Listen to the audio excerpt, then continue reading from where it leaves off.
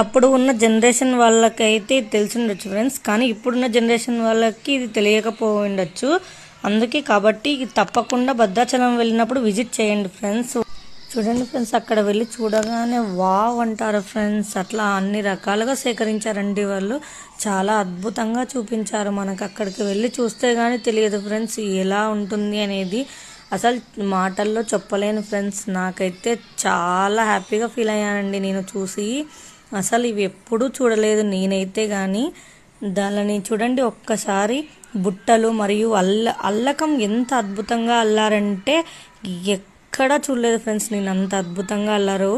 అసలు అక్కడ సేకరించి పెట్టడం కూడా ఒక గ్రేట్ కదండి.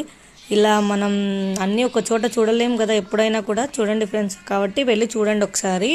అక్కడైతే ఇల్లు అయితే ఎన్ని రకాలుగా కట్టారంటే అన్ని రకాలుగా ఇల్లుని ఇలా కడతారా అని అక్కడికి వెళ్ళాకే తెలిసిందండి. చూడండి మీకు ఎలా అనిపిస్తుందో చెప్పండి ఫ్రెండ్స్. నాకైతే చాలా బాగా నచ్చిందండి. అసలు అక్కడికి వెళ్ళాక నాకు చాలా చాలా హ్యాపీగా ఉంది. అవన్నీ చూసిన తర్వాత నేనైతే ఎప్పుడు చూడలేనేమో అనుకున్నా ఇలాంటివన్నీ, కానీ అక్కడ అన్నీ అలా చూసేలాగా నాకు చాలా సంతోషం అనిపించింది ఫ్రెండ్స్. మీకు ఎలా ఉందో చెప్పండి ఒకసారి. మీరు ఎవరైనా వెళ్ళింటే కమెంట్లో కామెంట్ చేయండి ఫ్రెండ్స్, ఓకేనా.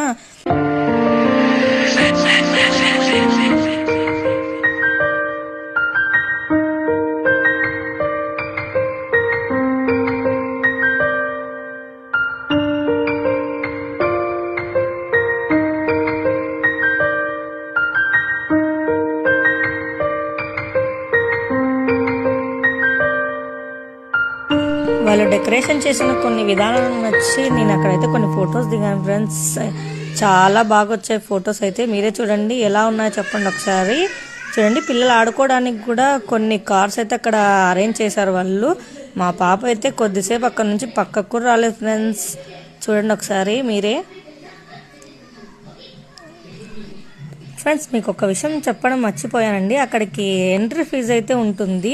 అది కేవలం 10 రూపీస్ మాత్రమేనండి ఒక్కొక్కరికి. మేమైతే 5 మెంబర్స్ వెళ్ళాము. 50 రూపీస్ అయితే పే చేసామండి.